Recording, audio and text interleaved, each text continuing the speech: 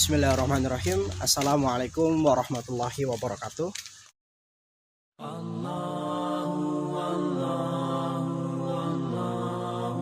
Ya teman-teman, jumpa lagi dengan saya Miftah di channel Miftah Rahman. Teman-teman, pada video kali ini saya mau berbagi info lagi ke teman-teman sekalian. Ya, seperti yang teman-teman lihat, saya lagi ada di farm saya yang di belakang rumah. Nah, di belakang kita ini teman-teman ada 4 kolam yang teman-teman bisa lihat warna airnya ya warna hijau ya teman-teman. Jadi teman-teman bisa lihat ya, ini di kolam gapi jenis Japan Blue Double Sword ya. Ini nggak kelihatan jelas ya, soalnya banyak yang ke dasar. Nah, jadi pada video kali ini teman-teman saya mau sedikit ngebahas tentang air hijau atau green water. Banyak peternak ikan yang merasa terganggu dengan kehadiran air hijau ini. Banyak yang anggap bahwa air hijau ini istilahnya tuh lebih ke kotor gitu, kotor, nggak terawat, yang ternak nggak rajin gitu ya. Sebetulnya memang ya emang betul aja, emang betul peternaknya nggak rajin sehingga airnya jadi hijau.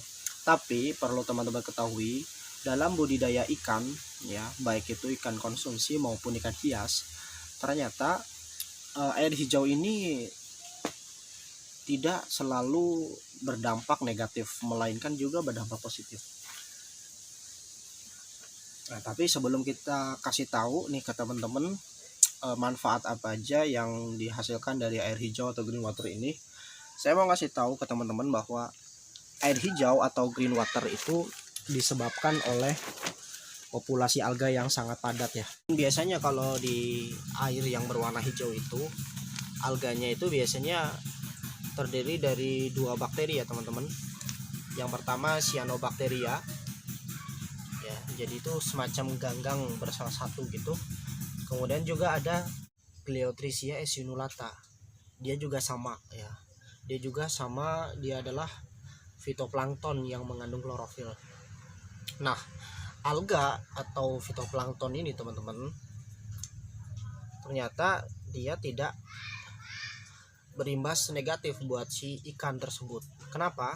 Karena justru ada beberapa manfaat yang dihasilkan oleh alga tersebut. Jadi semakin padat populasi alga, maka air akan semakin hijau. Teman-teman bisa lihat ya, di kolam yang ini hijaunya tidak sehijau yang ini teman-teman ya. Ini menunjukkan bahwa alga yang di sini tuh lebih padat dibandingkan dengan kolam yang sana dengan sebelahnya lagi. Nah, sekarang apa sih manfaat dari alga? Ya, manfaat dari alga itu yang pertama teman-teman, seperti yang teman-teman ketahui bahwa alga ini adalah fitoplankton yang berklorofil. Ya, jadi itu seperti tumbuhan gitu teman-teman, seperti tumbuhan.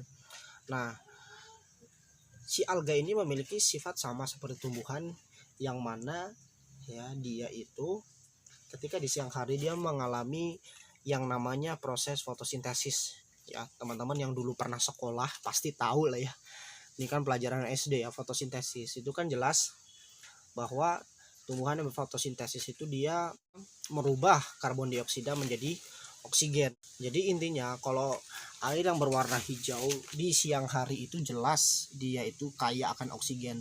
Teman-teman bisa lihat ya dari kelincahan ikan-ikan yang ada di air hijau. Kemudian manfaat yang kedua ya, disebabkan oksigen yang banyak yang terdapat pada air menyebabkan ikan itu geraknya lebih lincah, lebih sehat gitu.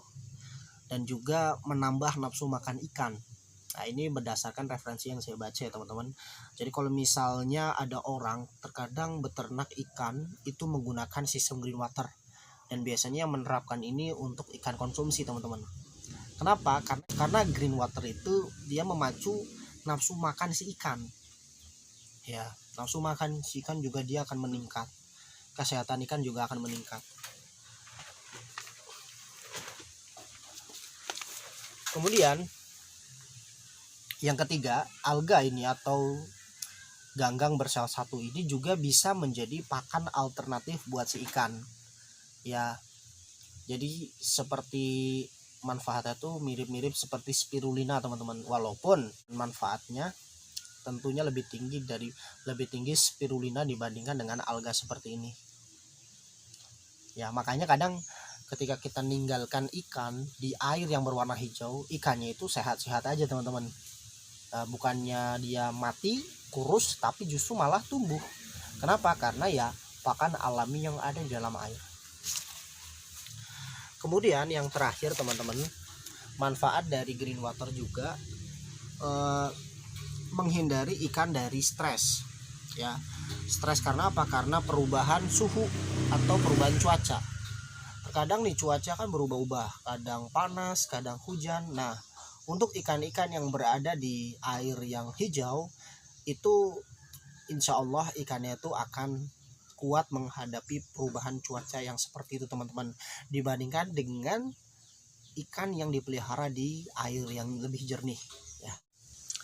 Jadi gitu teman-teman, jadi gak usah khawatir kalau misalnya air kolam kita itu berwarna hijau, embernya berwarna hijau, karena itu justru airnya aman buat ikan tersebut dan ikannya juga sehat-sehat aja.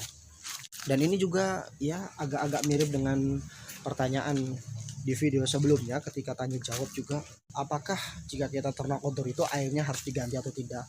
Kalau saya pribadi tidak mengganti air ya, tidak mengganti air, cukup menambahkan air saja kalau misalnya airnya sudah terlalu hijau ya. Kalau terlalu hijau juga kesannya nggak bagus juga, makanya terkadang kita kurangi sekitar 5-10%, kemudian kita ganti, kita tambahkan dengan air yang baru ya.